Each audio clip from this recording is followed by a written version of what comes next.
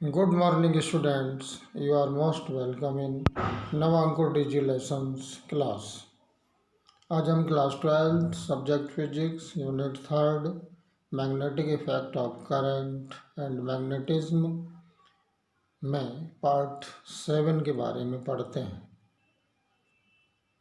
सबसे पहले लेते हैं चुंबकीय द्विध्रुव मैग्नेटिक डाइपोल। तो मैग्नेटिक डाइपोल क्या होता है? हम जानते हैं कि चुंबक के दो ध्रुव होते हैं, उत्तरी ध्रुव और दक्षिणी ध्रुव। तो परस्पर कुछ दूरी पर रखे दो बराबर व विपरीत ध्रुव प्रबलता के दो ध्रुवों का निकाय एक चुंबकीय द्विध्रुव या मैग्नेटिक डाइपोल कहलाता है। चित्र में AB एक मैग्नेटिक डाइपोल है जिसके ध्रुवों +M और -M के बीच की दूरी 2L है। यहाँ पर कैपिटल M जो कि वेक्टर है, vector capital M magnetic moment या चुंबकीय द्विध्रुव आघूर्ण को प्रदर्शित करता है। यहाँ पर +M नॉर्थ पोल को और -M साउथ पोल को भी प्रदर्शित करता है। सेकंड बात करते हैं अपन द्विध्रुव आघूर्ण यानी कि डाइपोल मोमेंट।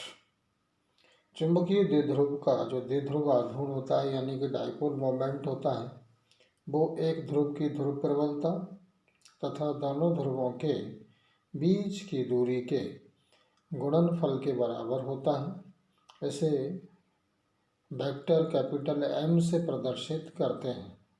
अर्थात द्विध्रुव आघूर्ण का जो मैग्नीट्यूड होगा, जो परिमाण होगा, वो होगा capital M equal to small m into 2L। यहाँ पर स्मॉल m जो है वो ध्रुव की ध्रुव प्रबलता है तथा 2L दोनों ध्रुवों के बीच की डिस्टेंस है। यह एक सदिश राशि होती है, यानी कि यह एक वेक्टर क्वांटिटी होती है जिसकी दिशा साउथ पोल से नॉर्थ पोल की तरफ होती है, यानी कि S ध्रुव से N ध्रुव की ओर होती है। हम M equal to M into 2L की सहायता से कैपिटल M का SI यूनिट भी बना सकते हैं। तो इसका जो SI यूनिट होगा वो होगा ampere into metre square. Capital M का SI यूनिट है एम्पियर इंटू मीटर स्क्वायर तथा इसका जो डायमेंशनल फार्मूला है वो है M0 L2 A1। यहाँ पर स्मॉल m जो कि ध्रुव प्रबलता है उसका जो SI यूनिट है वो है एम्पियर इंटू मीटर। इसका जो डायमेंशनल फार्मूला है वो है M0 L1 A1। इसके बाद पढ़ते हैं हम धारा लूप चुंबकीय द्विध्रुव के रूप में। यदि एक धारा लूप यदि किसी वायर को मोड़कर उसे सर्किल के फॉर्म में बना दिया जाए तो वह एक धारा लूप होता है। इसमें यदि करंट फ्लो किया जाए तो एक धारा लूप का व्यवहार ठीक चुंबकीय द्विध्रुव के समान होता है। लूप के जिस तरह से देखने पर धारा का प्रवाह लूप में एंटी क्लॉकवाइज होता है, जैसा कि फर्स्ट डायग्राम में हम देख रहे हैं, वह लूप का सिरा नॉर्थ पोल की भांति व्यवहार करता है तथा लूप के जिस सिरे से देखने पर धारा का प्रवाह लूप में क्लॉकवाइज यानी कि दक्षिणावर्त होता है, जैसा कि सेकंड डायग्राम में दिखाई दे रहा है। तो लूप का वह सिरा, वह सरफेस साउथ पोल की भांति व्यवहार करता है, यानी कि दक्षिणी ध्रुव की भांति व्यवहार करता है। चित्र में स्मॉल r रेडियस का एक वृत्ताकार लूप प्रदर्शित है जिसमें धारा I बह रही है। लूप के ऊपरी सिरे से देखने पर लूप में धारा प्रवाह की दिशा वामावर्त यानी कि एंटी क्लॉकवाइज है तथा लूप का यह सिरा उत्तरी ध्रुव यानी N की भांति व्यवहार करता है तथा लूप के नीचे के सिरे से देखने पर इसमें धारा का प्रवाह दक्षिणावर्त यानी क्लॉकवाइज है। अतः लूप का यह सिरा दक्षिणी ध्रुव S की भांति व्यवहार करेगा। एम्पियर के नियम के अनुसार धारावाही लूप का द्विध्रुव आघूर्ण यानी कि डाइपोल मोमेंट, चूंकि यह डाइपोल है तो इसका जो डाइपोल मोमेंट होता है वो लूप में प्रवाहित धारा यानी करंट I तथा उसके प्रभावी क्षेत्रफल यानी कि इफेक्टिव एरिया के गुणनफल के बराबर होता है। अर्थात द्विध्रुव आघूर्ण capital M equal to current into प्रभावी क्षेत्रफल यानी कि धारा गुणा प्रभावी क्षेत्रफल, M equal to I into A N, जहाँ आई लूप में प्रवाहित होने वाली धारा तथा ए लूप का क्षेत्रफल है तथा एन लूप में फेरों की संख्या है। तो according to Ampere's law, the dipole moment of a current loop is equal to the product of current flows through loop and effective area of this loop.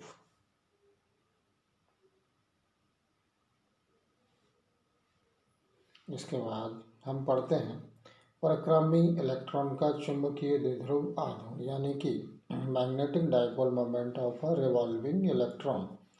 हम जानते हैं कि प्रत्येक पदार्थ एटम से मिलकर बना हुआ है। इस एटम के सेंटर पर न्यूक्लियस होती है जिसमें धनावेशित प्रोटॉन तथा न्यूट्रॉन होते हैं, यानी कि अनावेशित न्यूट्रॉन और प्रोटॉन होते हैं तथा इलेक्ट्रॉन्स इस नाभिक के चारों ओर डिफरेंट ऑर्बिट्स में विभिन्न कक्षाओं में चक्कर लगाते रहते हैं। इस प्रकार इलेक्ट्रॉन की कक्षीय गति भी होती है। इसके अलावा इलेक्ट्रॉन अपने ध्रुव पर परिक्रमण गति भी करता है। अतः हम यहाँ पर परिक्रमण गति यानी कि रिवॉल्विंग इलेक्ट्रॉन का मैग्नेटिक डाइपोल मोमेंट निकालने जा रहे हैं।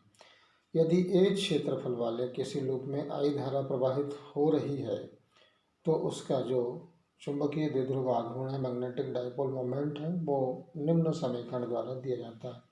म्यू एल इक्वल टू आई ए। नाभिक के चारों ओर परिभ्रमण कर रहे इलेक्ट्रॉन को करंट लूप के इक्वलेंट माना जा सकता है। माना स्मॉल एम द्रव्यमान तथा ई आवेश का एक इलेक्ट्रॉन नाभिक के चारों ओर त्रिज्या आर की वृत्तीय कक्षा में वेग v से दक्षिणावर्त दिशा में परिक्रमा कर रहा है तथा उसका आवर्तकाल कैपिटल T है। इसे वामावर्त दिशा में बहने वाली धारा I के इक्वलेंट या समतुल्य माना जा सकता है, क्योंकि धारा इक्वल टू होता है आवेश बटे समय।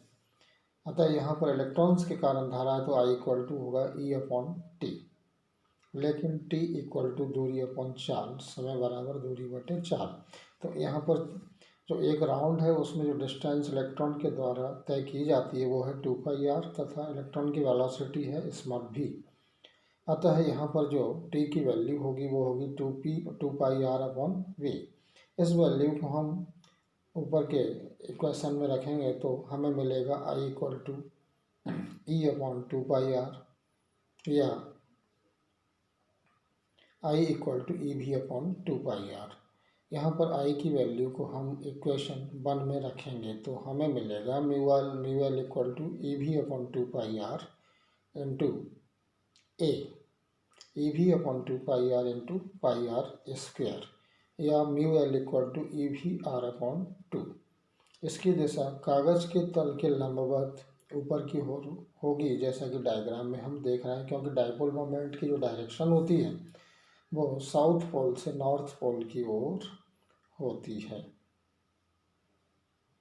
यही चुंबकीय परिक्रमी गति या रिवॉल्विंग इलेक्ट्रॉन का मैग्नेटिक डाइपोल मोमेंट का एक्सप्रेशन होगा।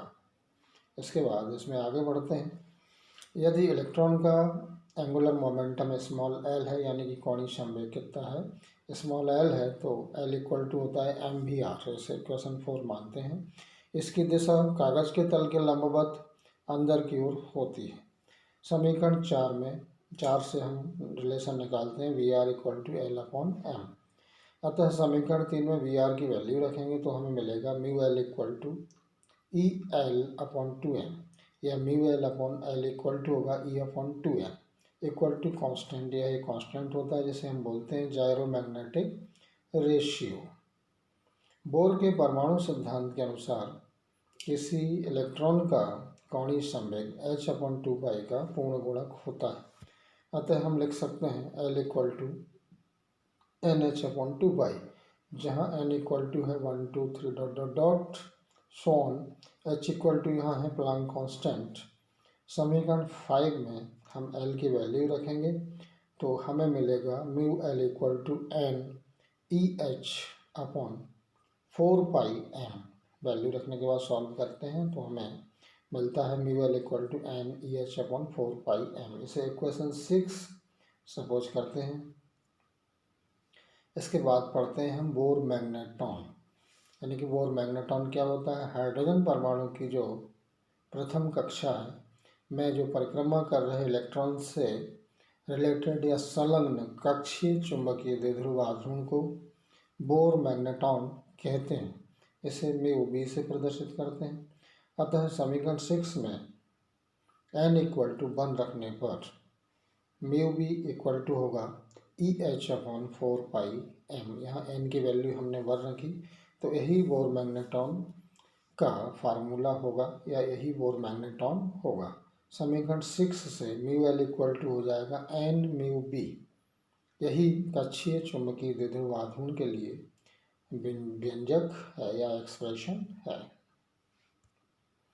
इसके बाद हम पढ़ते हैं कूलाम का व्युत्क्रमवर्ग नियम। हम जानते हैं कि मैग्नेट के दो पोल होते हैं, नॉर्थ पोल और साउथ पोल। यहाँ पर जो समान ध्रुव होते हैं उनमें प्रतिकर्षण बल लगता है तथा जो विपरीत ध्रुव होते हैं उनमें आकर्षण बल लगता है। तो इसी फोर्स को पढ़ने के लिए कूलाम का व्युत्क्रमवर्ग नियम पढ़ा जाता है। तो इस नियम के अनुसार किन्हीं दो चुंबकीय ध्रुवों के मध्य लगने वाला फोर्स, यानी कि वो फोर्स आकर्षण भी हो सकता है या प्रतिकर्षण भी होता है, ध्रुवों की ध्रुव प्रबलताओं के गुणनफल के अनुक्रमानुपाती और उनके बीच की दूरी के वर्ग के व्युत्क्रमानुपाती होता है। डायग्राम में m1 और m2 दो ध्रुव हैं जिनकी ध्रुव प्रबलताएं m1 और m2 हैं। यहाँ पर इनके बीच की दूरी स्मॉल r है। तो कूलाम के व्युत्क्रमवर्ग नियम से इन दोनों पोल्स के बीच में जो फोर्स लगेगा वो होगा F समानुपाती m1 m2 तथा F व्युत्क्रमानुपाती r स्क्वायर, यानी कि F is directly proportional to m1 m2 and F is inversely proportional to r square. On combining both relations, यानी दोनों संबंधों को मिलाने पर F is directly proportional to m1 m2 upon r square या F equal to k m1 m2 upon r square newton. ऐसा ही system में यहाँ पर जो कांस्टेंट है उसकी वैल्यू है k equal to mu naught upon 4π। यहाँ पर म्यू नॉट वायु निर्वात की चुंबकनशीलता है, यानी कि magnetic permeability of air or vacuum. समीकरण फर्स्ट से हम यहाँ पर k की वैल्यू रखेंगे तो हमें मिलेगा F equal to mu naught upon 4π m1 m2 upon r square newton. लेकिन यहाँ पर जो म्यू नॉट अपॉन 4π की जो वैल्यू है वो होती है 10⁻⁷ न्यूटन पर एम्पियर स्क्वायर। अतः इक्वेशन 2 में हम इस वैल्यू को रखेंगे तो हमें नया इक्वेशन मिलता है F equal to 10⁻⁷ m1 m2 upon r square newton. इस प्रकार इक्वेशन 1, 2, 3 जो है वो कूलाम के नियम के मैथमेटिकल फॉर्म है। फर्स्ट इक्वेशन है F equal to k m1 m2 upon r square. यहाँ जो सेकंड इक्वेशन है वो है F equal to mu naught upon 4π m1 m2 upon r square तथा थर्ड इक्वेशन है F equal to 10⁻⁷ m1 m2 upon r square newton. इस प्रकार equation 1, 2, 3 Coulomb के इनवर्स स्क्वायर लॉ के मैथमेटिकल फॉर्म है, गणितीय रूप हैं। अब हम इक्वेशन 4 यानी कि लास्ट इक्वेशन जो यानी थर्ड इक्वेशन है उसके थ्रू यहाँ पर हम यूनिट पोल या एकांक ध्रुव को परिभाषित कर सकते हैं।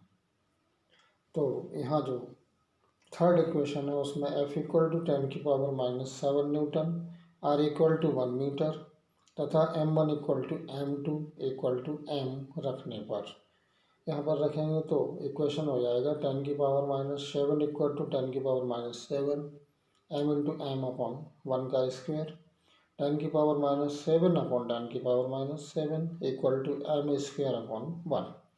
यहाँ 10⁻⁷ कैंसिल कर देते हैं तो यहाँ हो जाएगा m स्क्वायर इक्वल टू 1 या m इक्वल टू ±1। अर्थात यहाँ पर हम यूनिट पोल को डिफाइन कर सकते हैं। एकांक ध्रुव वह ध्रुव है जो वायु या निर्वात में 1 मीटर की दूरी पर रखे समान परिमाण के सजातीय ध्रुव को 10⁻⁷ न्यूटन के बल से प्रतिकर्षित करता है। इस प्रकार हम यहाँ पर यूनिट पोल को डिफाइन कर सकते हैं, अर्थात यूनिट पोल वह पोल है जो एयर और वैक्यूम में 1 मीटर अपार्ट यानी कि 1 मीटर की डिस्टेंस पर रखे लाइक पोल यानी उसका मैग्नीट्यूड भी सेम और उसका पोल जो सेम पोल है उसकी वो भी सेम। तो यहाँ पर जो अगर दोनों के बीच में फोर्स लगता है 10⁻⁷ न्यूटन, तो यहाँ पर दोनों पोल जो होते हैं वो यूनिट पोल होता है। ठीक, इस प्रकार से हम एकांक ध्रुव को परिभाषित कर सकते हैं। आज के डिजिलेशन में इतना ही। इसके आगे का अगले लेसन में यानी कि पार्ट 8 में हम पढ़ेंगे। Thank you very much. Okay.